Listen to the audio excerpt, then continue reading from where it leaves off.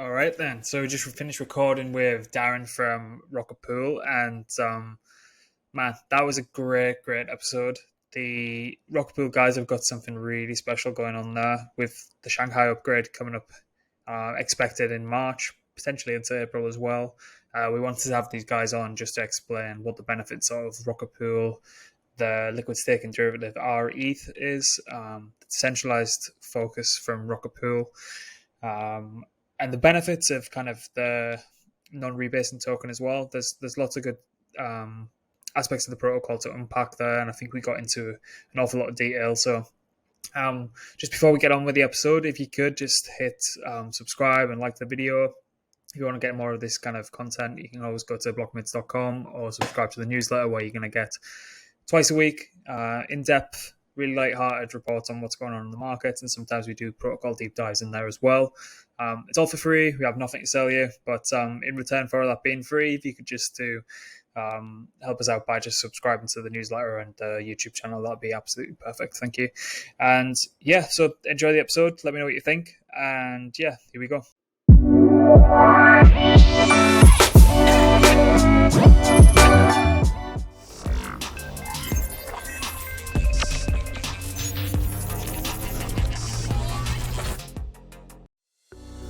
Your next career move could be the one you never imagined. Web3 nomads, everywhere jobs for anywhere people. Darren from Roket Pool, thank you very much for joining us. I know you guys must be the most hectic time of all time for you guys at the minute, so thanks for taking the time. How are you doing? No problem at all.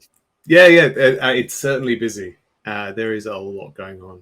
The last kind of the last 12 months have been very busy, but certainly the last few months have been off the charts. So we're looking forward to Atlas and our next release. So it's gonna be good. It's gonna be a good year. Awesome. Yeah, it must be an exciting time to be working on the product that you guys are working on. But I suppose before we get into that, I'd like to kind of ask what the kind of origin story was from the person on the other side of the mic, effectively. Just how you kind of came into the space. Was it a real clear roadmap from where you were starting, or was it a little bit kind of all over the place and you found yourself in this space? Just like to hear a little bit of the backstory, if that's all right. Yeah, good.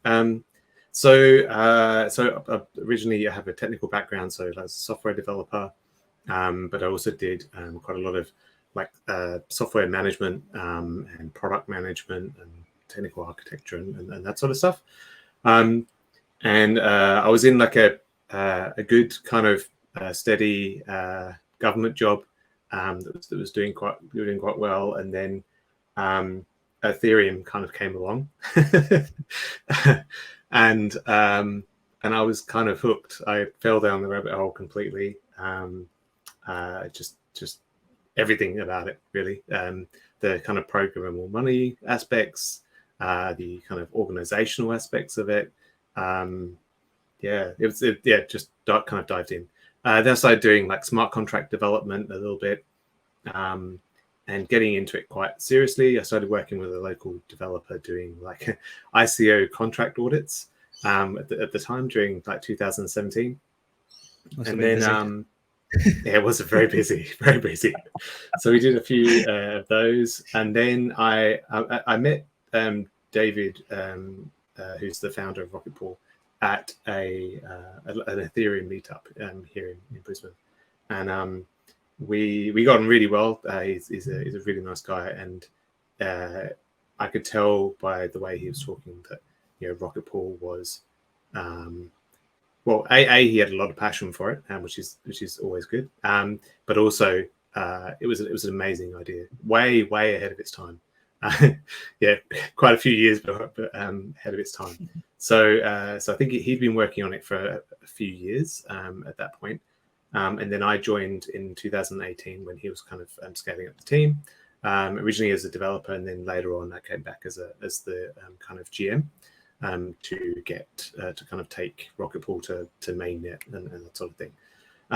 We went on mainnet about just over a year ago, 13 months ago, and it's kind of taken off very, very quickly. So I think we kind of represent about 2.5%, almost 2.5% all of the staked ETH that's being staked today. And it's been a really kind of exciting time. I don't think I've ever had a job where I've felt as challenged and as certainly excited to kind of push things forward. I think you touched upon it a little bit there, but I think a lot of people might not be aware of how kind of innovative and before its time the actual ideation of Roket Pool is. Can you just fill us in on that a little bit, and maybe like the kind of origin stories, where was it born out of necessity, kind of foresight, and all that kind of stuff? Because it, from doing a bit of research for this podcast, it's I honestly didn't believe, like between like us here, I didn't believe how early the idea came around. Yeah. So Dave actually was mining Bitcoin, and this was about 2016, and there was a lot of talk about centralization at that point in terms of centralizing mining pools and that sort of thing, and pools in general. And so Vitalik actually put out a paper called the Move paper, and it was the first kind of idea of this is what proof of stake might look like for Ethereum, and the fact that Ethereum might go to proof of stake. And so Dave kind of saw that and thought that was absolutely amazing, and then kind of put 2 and 2 together in terms of, well, there's mining pools, so it's quite likely that there's going to be a need for staking pools, or proof of stake pools. So he started to kind of build like a prototype of it. So he's kind of had working code from the very, very beginning. It didn't work because the proof of stake system wasn't there, but he had kind of like the beginnings of the concepts and all of that sort of stuff there. And then that kind of progressed, and he followed the way that proof of stake was going to happen. Then I came along in 2018 and kind of helped with some of that as well, in terms of how it was going to actually happen. And when I joined in 2018, we were going to be launching within like a couple of months, because they were going to be releasing proof of stake in a couple of months. And then we got like a ping from one of the core devs, core researchers saying, yeah, we've got something that might mess you up a little bit. And that was basically the pivot. That was the pivot to the beacon chain. And but once we dived into the beacon chain and started to learn more about it, the reasons behind the design changes, or the criteria and that sort of thing, it made so much more sense. The beacon chain that we have today is a far cry from what they were going to be going live with. So it is much better, much like originally I think it was something like 1,000 ETH or something like that to run a validator. So I mean that would have made our job like it would have been essential pretty much. But they managed to kind of reduce it down because of the fact that the advancements they made on the beacon chain. So so it's much better, much more efficient, and it's going to set Ethereum up for the future in a really great way. Yeah, so with the kind of beacon chain and the merge, and obviously we've got Shanghai coming up, kind of next major catalyst or event in the Ethereum space. So how are you guys kind of thinking about this, positioning yourselves? Because it's obviously got some obvious effects for you guys, but there's kind of second and third order effects with regards to kind of how liquid staking derivative markets are affected on chain and liquidity and things like that. How are you guys positioning or thinking about this? Yeah, so I mean, just from a kind of like a technical perspective, so our protocol as it stands today supports kind of full withdrawals. So in other words, a valid or a node operator exiting we call them mini pools, but they're validators in Ethereum vocabulary, exiting a validator and having their collateral, their ETH and all their rewards coming back. So our contracts currently support that, but it doesn't support a thing called partial withdrawals. And partial withdrawals are, so currently you need 32 ETH on the beacon chain. So anything above 32 ETH is rewards, right? So At the moment, everything is locked on the Beacon chain. Nothing is coming back. But post Shanghai, there's going to be this continuous skimming process of anything above 32 ETH is going to be skimmed and returned back to your withdrawal credential. And so that process kind of will start kicking off. And our contracts didn't really necessarily take that into consideration because that was we deployed our contracts before that was the thing. So we're just kind of updating our contracts to do that, and that's in our next release, which is called Atlas, which will be out very soon. There's also some other stuff bundled into that release, which are quite exciting as well. But that from a Shanghai perspective, that's kind of what we do. In terms of the other kind of interesting thing that they're in that release as well is that so one of the things that's being delivered is this migration from there's two types of withdrawal credential currently. There is a BLS signature credential and an Ethereum address credential. They're two separate things. And so to be able to withdraw, whether that's partially or fully, you need to, if you have one of these BLS credentials, you need to migrate it to an Ethereum address credential. And so most people will kind of do that to be able to access their skimmed rewards. So Roket Pool is actually hooked into that kind of process. And for people who have a BLS credential, they can actually decide to either assign it to a withdrawal address of their choice, or they could come to Roket Pool. So we have like a migration path for those solo stakers who want to migrate to Roket Pool. So that's a kind of a thing that's coming with that as well.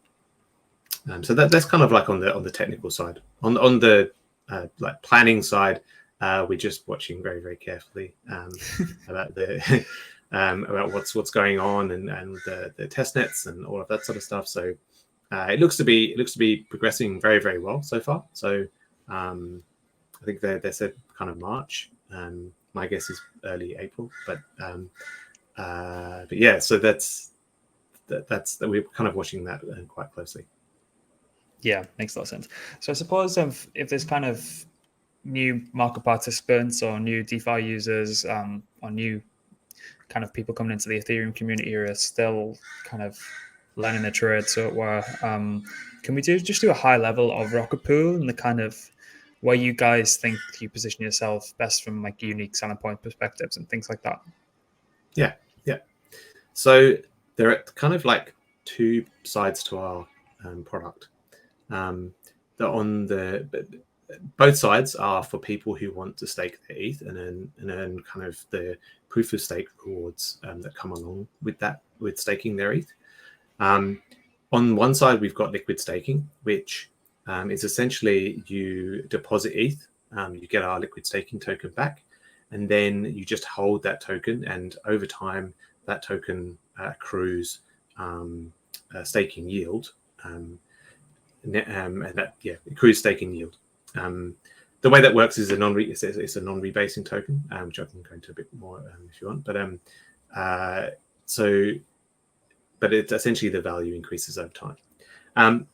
Then you've got on the other side kind of node operators or being node staking, and this is kind of what makes Roket Pool special, because usually staking services or liquid staking providers, those node operators are kind of like a company or they might be a whole bunch of node operators that kind of like a kind of professional node operators.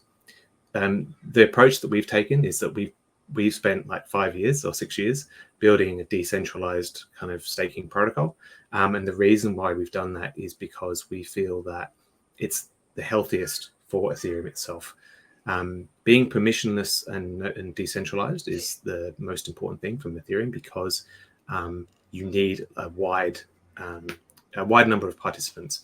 There's no use having kind of just a couple of node operators spinning up thousands and thousands of validators. You want it to be as decentralized as possible, and the only way you can do that is via being permissionless.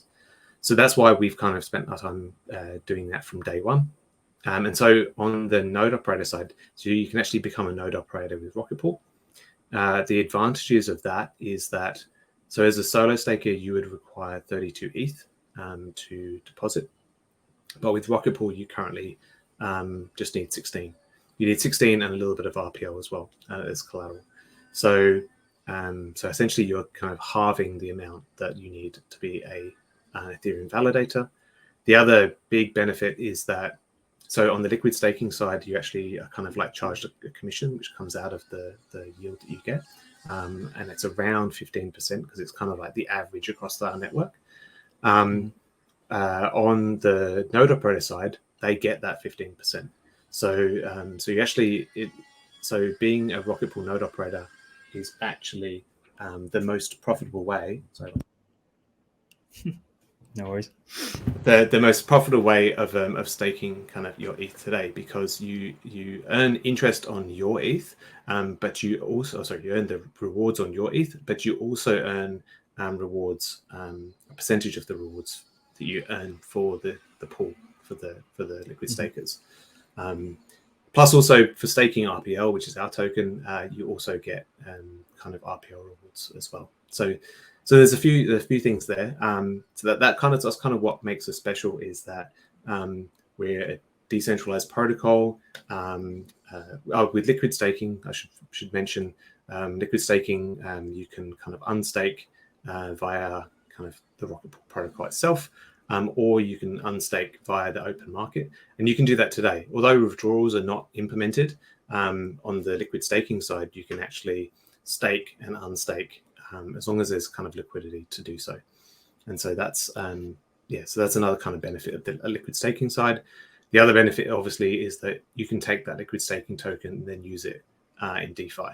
So, for example, you could put that rETH, which is our liquid staking token, into Maker and unlock some DAI as a loan and that sort of thing. So yeah, that's kind of how we positioned. Nice. So with a kind of key focus on decentralization, how, I suppose it's a two-pronged question. How easy is it to set up a Roket Pool node? Could an idiot like me, who's not exactly technical, be able to do that? And if you kind of focused heavily on trying to lower that barrier to entry as much as possible? Yeah, we definitely have. So again, we believe that the more individual people that we get staking, the better the Ethereum gets, because of greater decentralization, greater credible neutrality. There's a lot of flow-on effects from decentralization. Decentralization is kind of like is a solution, but the end goal is actually things like being incredibly neutral, being resilient to attack, and all of this sort of stuff. So there's a lot of flow-on effects from that. So yes, so we've kind of done a lot of work to reduce the barrier to entry, multiple barriers of entry. Obviously, the first one is the reducing from 32 to 16. Then we're actually reducing that again to 8 with our Atlas release. So you'll actually need 8 versus 32. But also from a technical perspective, we've also tried to minimize the what you need to know.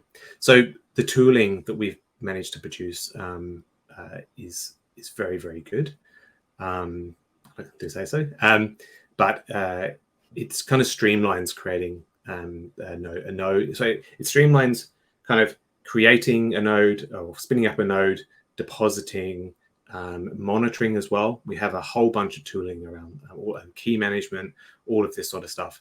It kind of like pruning, for example. Pruning is one of those things that kind of gets left behind, but we have all these kind of tools around doing it. We support pretty much all of the consensus clients and execution clients. So that means that you can kind of choose which you like, plus MEV relays and all that sort of stuff. You still need to have some basic kind of Unix or Linux knowledge, but it's relatively. But as long as you have kind of like a base level of knowledge from that, it's very, very easy. We try to lower the barrier of entry as much as possible. So even like our screens, we have like kind of basically a little wizard that you go through to kind of do it. So we try to make it as simple as possible. So that there. Nice.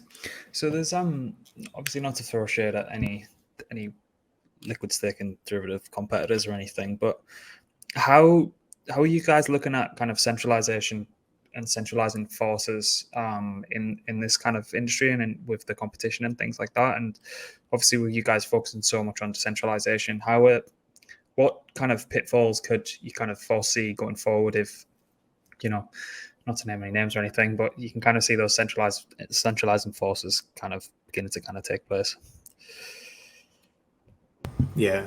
So Roket Pool is the most decentralized staking protocol out there.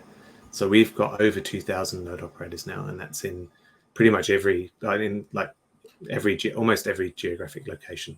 So it's definitely something that we strive for. So yeah, it's a bit of a shame. There's kind of centralization. There are a lot of technologies that are coming out which will mean that we will have more competitors, and to be honest, we welcome that. We want Roket Pool to be successful. I can tell you that we're very ambitious, but at the same time, so one of the things that is actually gone up for voting yesterday, is a principles. This is actually DAO generated. So we've got a massive community of like 15,000 people in Discord, and obviously 2,000 of those are node operators. And so our community is very big and very, very passionate. And part of our governance structure is that they're kind of part of the DAO. And so they've actually put up a vote yesterday to codify self-limiting into, at least from a principle perspective. From a technical perspective, we still need to figure out how best to do it. But certainly from a principle perspective, and so that we can kind of ratify that decision through our DAO. So that the idea behind that is that any staking pool that gets, so Roket Pool suffers less from this because we are decentralized. But even if that was the case, if we got to a significant size, which we're not at, like we're at 2% or something like that, and we would need to be at something like 20%. So if we got to like 20%, we would what the principle states is that we would self-limit. And the reason why we would self-limit is because Ethereum is more important than Roket Pool. Roket Pool doesn't exist without Ethereum, and so it's important that we respect that relationship. And so that's what the kind of proposal does. Is it says that we will self-limit if we ever get to that sort of size. It means that there's less tail risk in terms of Roket Pool. It means that if there's ever anything that goes wrong with Roket Pool, then nothing happens to Ethereum. So there's actually very few things that can go wrong, but that's essentially it. Nice, love that. So a couple of the features that you've previously mentioned, but I'd love to just dig into them a little bit more because there's some of them that's kind of been the real motivation to kind of get you guys on, and why, like myself, and I know a couple of hundred in our Discord and things like that are also heavily invested in you guys. So can we dig into non-rebasing tokens and how that dynamic works and the kind of pros and cons of that? Yeah, sure. So non-rebasing token. Actually, I always have to explain what a rebasing token is first. So a rebasing token is essentially so it's a yield-bearing token that increases its quantity over time. So its value is like this nominal or notional 1-to-1 with the underlying. So in this case, it's ETH. So a rebasing token is 1-to-1 with ETH, or at least it's soft peg to 1-to-1 ETH. But the quantity of the token you get, it actually increases, which makes perfect sense. I mean that kind of makes a lot of sense. a non-rebasing token is kind of the opposite. It's actually that you have the quantity stays the same, but the value actually increases over time. So the value against ETH actually increases. So I think our ETH is worth something like 1.05 at the moment, and that's because we've been on on mainnet since last November, and we've accrued value against ETH over that time. And so what that looks like from a user experience perspective is that you stake you deposit your ETH, and you get some amount of our ETH back, and then over time it kind of accrues value against ETH. And so when you swap it back, you actually get more ETH than when you put in. Now it's a little bit less easy to explain, but it's actually much better for a few different reasons. The first reason is that it's much easier for DeFi integrations to do this. Most people who have rebasing tokens also have like a W-wrapped version of their token, because you can't really integrate into DeFi with the base token, because a rebasing token is really complicated. But so our ETH, which is our liquid staking token, is super easy to integrate into any DeFi protocol. The other thing that is really great about it is from a tax perspective. So this depends on your tax jurisdiction, but what happens is, with a rebasing token, your quantity is going up, and so you're essentially getting a taxable event every single day. Every time the Oracle price updates and you get a little bit more of this token, you're incurring a taxable event every single day, which is extremely difficult to track. But with a non-rebasing token, you actually have two taxable events. The first one is when you swap from ETH to rETH, and the other one is when you go from rETH to ETH. And so there's only really two taxable events. And so that was kind of a lot of the thought process. And we bounced around lots of different kind of ways of doing it. And that was kind of the best way for it, even if I do have to explain it a few times. Yeah, like the composability factor, as you say, with Maker, and I know there's a 1,000,001 of DeFi protocols. Basically, you guys can just plug into the increased demand for the actual token and the utility of it. So I completely agree on that. And from someone who's just filed taxes last year, the tier system of how much you have to pay for one of the reports through like a Cointing or Coinly or whatever. The more transactions you do, the higher you have to pay for that specific report. So anything you can do to reduce those transactions, that's a cost saving in and of itself as well. So yeah, love that. There you go. So what might be confusing to a lot of people is how do you guys get away with being able to be only having to have 16 ETH staked, or following kind of Atlas having 8 ETH staked? What's the kind of behind the scenes or under the hood dynamic that allows you guys to do that? So how it actually works is, the protocol itself is a smart contract protocol, and so Roket Pool as a company, we never go anywhere near client funds. All of them goes on with our smart contracts. Our smart contracts are open source. They are verified and all of that sort of stuff. They are also audited by some of the biggest names in the business, and our community thoroughly audits them. I can tell you that. So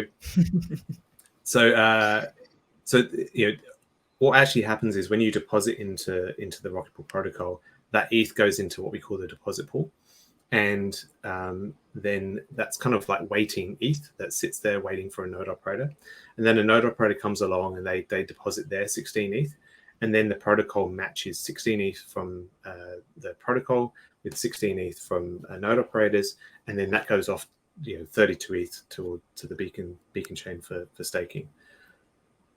With the 8 ETH thing, it's basically the same thing, except it's 24 ETH from liquid stakers.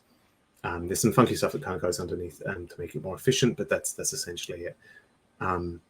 Now, the kind of benefit for that is you're also earning percentage of a greater piece of the pie into 24 ETH rather than the 16 ETH. The commission rate is slightly lower. It's about 14% rather than 15%, but it works out kind of about the same. So that's kind of how the actual protocol works. It kind of matches those two things together. Yeah, nice. I've just got the node operator page here. Just wondered if we can, because there's a few modular options which I really like. So I just wondered if we could just go through them a little bit. So, yeah. So on the left, can you tell us what we're looking at for? This the one that's pre-filled with 7.29%. Yeah. So this is essentially calculating your ETH rewards. So it starts off with like the total amount of ETH staked on the beacon chain, which actually determines what the base kind of return rate is. So that's why it's the total amount. So that's what it calculates there for this, the 3.84%. Then there is, so currently today is a fixed 15% commission. We used to have it kind of floating, but that kind of introduced some game theory stuff, so we removed it and made it 15%. So that's kind of the 15% there. So you're essentially earning 15. So you're earning beacon chain rewards for your 16 ETH currently today. But then you're earning 15% of that same beacon chain reward for staking on behalf of the pool. Then you've got the smoothing pool. Now, this is kind of like an opt-in feature, which I think about something like 55% or 60% of our node operators actually use. Now, proposing a block as a validator is random. Actually, it's random, and so it ends up being a bell curve in terms of you get people who are kind of on the average you're going to probably, but maybe you have about 5 blocks a year. Okay, you might get, for one validator, you might get 5 blocks a year, but either side you could have somebody who gets 0 for the entire year, or you might get someone who gets like 12 or 13 or something like that. And so there's this wildly a very wide variability in that. Now, how often you propose a block has a number of effects. So the first thing is you get a block reward for proposing a block, which is from the consensus mechanism. But you also get the transaction, since the merge, you get the transaction fees that users pay as well. These are called execution rewards. Now, execution rewards, it depends on the block. There could be it could be a very, very high gas block or a very low gas block. It all kind of depends. But also MEV is a factor. So MEV is kind of like the way that someone can change the order of transactions to kind of earn money, essentially, or kind of to be prioritized. And so MEV, depending on the block, can be very, very wide, very, very variable. I think on average it's something like 0.01 or 0.02 of the 0.4 over an entire year. But it can be very, very wild. It can sometimes be 1 ETH. I think the largest I've seen is 40 ETH in the block, but I think there was a 100 ETH block at one point as well. So but they are what we call kind of like lottery blocks. You're very, very unlikely to get them, so this wide variability is actually, if you're a little bit degen, then go for it. Join the lottery. But one of the things that the smoothing pool does is, so what it does there is you're kind of like all the validators join the pool. They all send their priority fees and MEV to that pool, and when and so they all come, and so across the entire pool, there's thousands of mini pools within, or validators within that pool, and so the likelihood of one of them getting a really good block is much higher. And so over time, so instead of then this wide variability of so you might get 0 proposals or 0 execution rewards. In this case, it gives you a consistent kind of reward every 28 days, actually. So that's what the smoothing pool does. And one of the people in our community have done a lot of analysis, and essentially the smoothing pool actually gives you better kind of rewards over time than kind of doing it alone. Although it can be a little bit frustrating when you do get a good block and you're in the smoothing pool. You share between everyone. Yeah, but then everyone else does as well. So it's like so you just get this kind of continuously kind of good rate. So that's what in the long version of that. That's what the smoothing pool is. So kind of like totaling that all up, you're kind of going to earn around that. This APR is variable. And it's quite variable with the node operator. So the base return is quite not. I wouldn't say it's fixed, but it changes. It changes less. But the variability of the APR, we should have a little squiggle there because it's kind of roughly 7.29%. Because MEV and priority fees really depend on what blocks you get and all this sort of stuff. So it is very, very variable. But around kind of like the 7% mark is not far off. So that's what kind of that is. On the RPL side, that's much simpler to kind of explain. So it's kind of based on how much RPL that you stake. So obviously currently today you need 16 ETH, but you also need a minimum of 10% of the value in RPL. So in that case, it's 1.6 ETH worth of RPL. So that's like the minimum you need to actually spin up a validator or a mini pool. And but you can actually stake anywhere from like 10% to 150%, depending on what you want to do. Now, by the percentage rate you get on it is the same, but obviously you're going to get more RPL the more you stake. So in that instance, if you staked 995 RPL, you'd get around about 99 RPL per period. So that's every 28 days. Every 28 days. So RPL is actually an inflationary. It's inflationary. So it goes up by 5% per year. And so every 28 days, that inflation is kind of applied. And so 70% of that actually goes back to node operators as rewards for staking their RPL. And so that's where that kind of yield comes from, is from RPL inflation going back to node operators. Now, the thing with RPL is actually one of the things I should say about rETH is rETH is one of the safest kind of stake. Well, it's one of the safest assets probably. Like we certainly have smart contract risk, and that is something that people need to bear in mind when they interact with any DeFi protocol. So that's definitely something. But from a collateral perspective, rETH is one of the safest because it's backed by the ETH collateral from a node operator, which is their 16 ETH, and it's also backed by their RPL that they post as well. So RPL is used as like a backstop collateral. So if there's ever like an extreme event within Ethereum, then that RPL can be used to kind of make rETH holders whole. And so that's so it's kind of there's a lot of collateral backing rETH.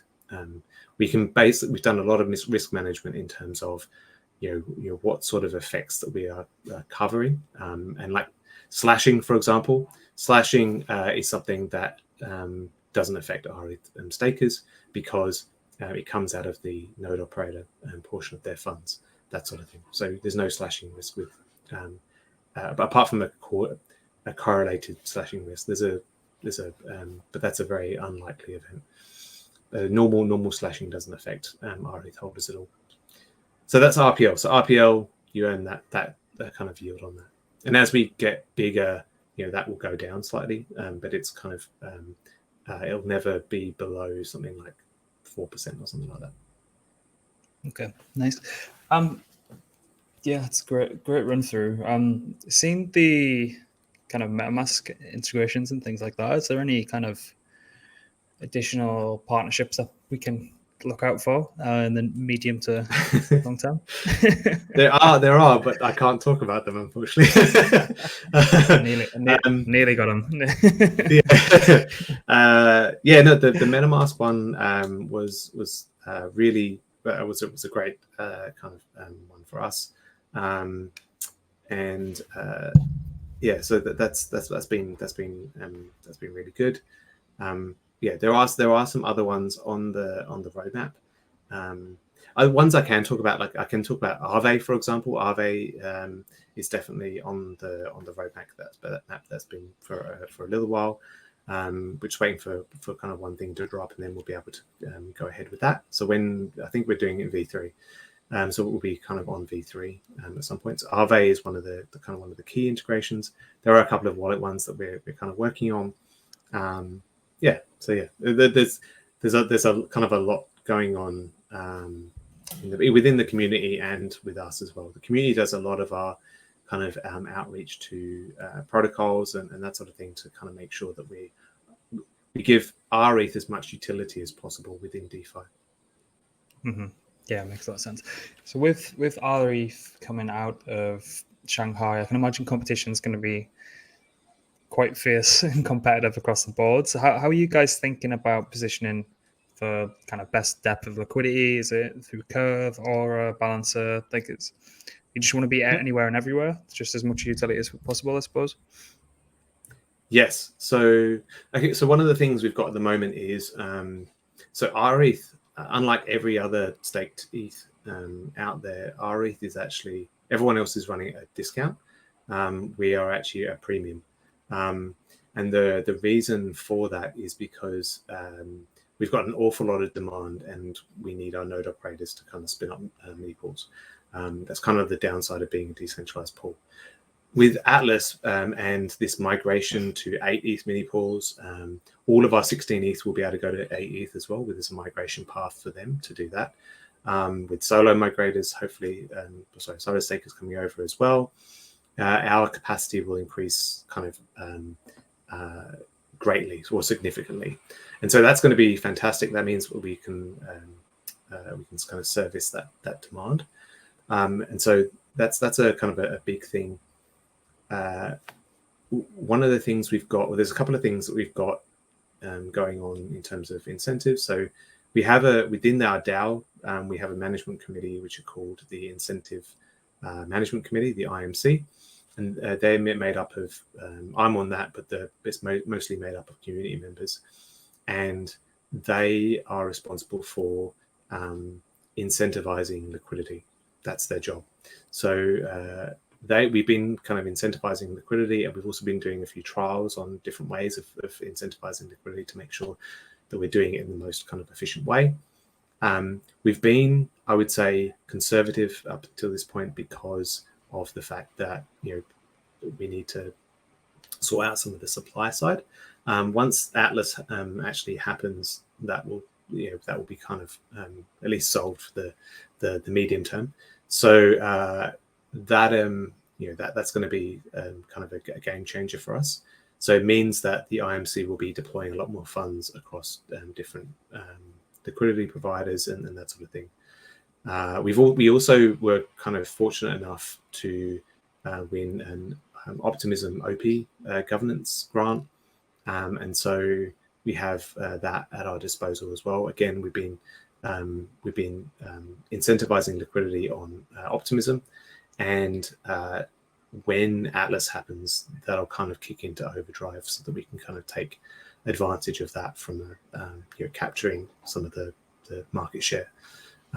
So that's something that's definitely happening. In terms of the venues that we're kind of targeting, Balancer is definitely popular for us, for our point of view, mainly because from a technical perspective, their metastable pools really work well with rETH, because the the center of the graph. Meta stable pools have this thing where it can adjust the center of the graph based on the rate provider, which works perfect for us. It means that LPs don't have to keep moving their positions. It kind of does it automatically for them, and so that's kind of perfect for us. So we have been kind of incentivizing Balancer quite heavily. Our liquidity position from over the last few months has, grown very, very quickly.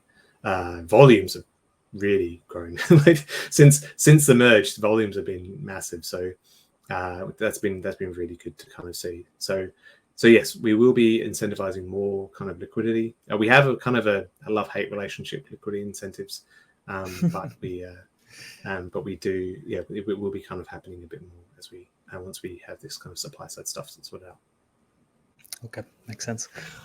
Right, getting to the end of the 45 minutes, but is there anywhere you guys are going to be, any conferences, events, so people could come see you guys, or is any upcoming?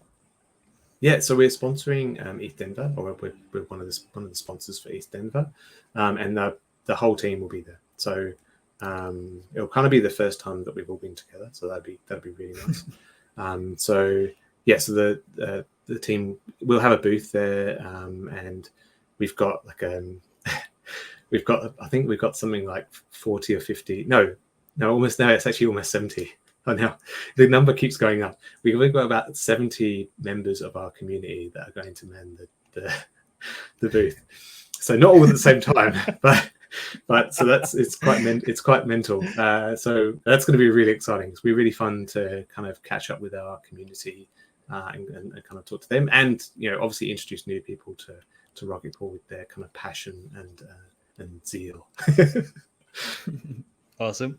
And if people don't live in Meat Space, where's the best place to find you guys? I know the Discord is. Yeah. Don't just say this because you hear that Discord is active, to say the least. Yes. But is there anywhere else you'd like to steer people? So our Twitter, Twitter is probably the first place. We also have an intern that works for us that posts quite a lot of stuff. He or she actually is quite good. So they're kind of the two places to it. We've also got a Reddit, but definitely Discord. So if you go into Discord, general questions, just ask them in general. If you actually want to see kind of a lot of the culture of Roket Pool, have a duck your head into trading. They're very, very usually very, very welcoming, as long as you don't mind a little bit of ribbing. So that's kind of trading. Yeah, and as I said, it's very, very active. And so you can find like support that. That's actually a biggest thing about Roket Pool. Coming back to your question about can anyone be a node operator? So a big thing is that so obviously we lower the barrier of entry in terms of our tooling, but our community is amazing. So they are working kind of tirelessly to help onboard new node operators. They have literally coached hundreds and hundreds of node operators from almost zero to running a mainnet validator. So yeah, get involved in there. They'll kind of help you get on our testnet and kind of test things out and make sure you're comfortable with doing it. And then they'll work through any kind of problems you have. All right, we'll leave that link in the description below. So if anyone wants to jump in there, I'd recommend it. But yeah, Darren, thanks a lot for your time.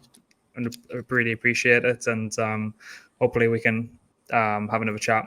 I won't be at ETH Denver, but maybe after Shanghai and once things have cooled down, and then we assess the landscape. But yeah, love to have you guys back on whenever. And yeah, once again, thanks for your time. Thank you very much. Cheers for the invite. It's been great.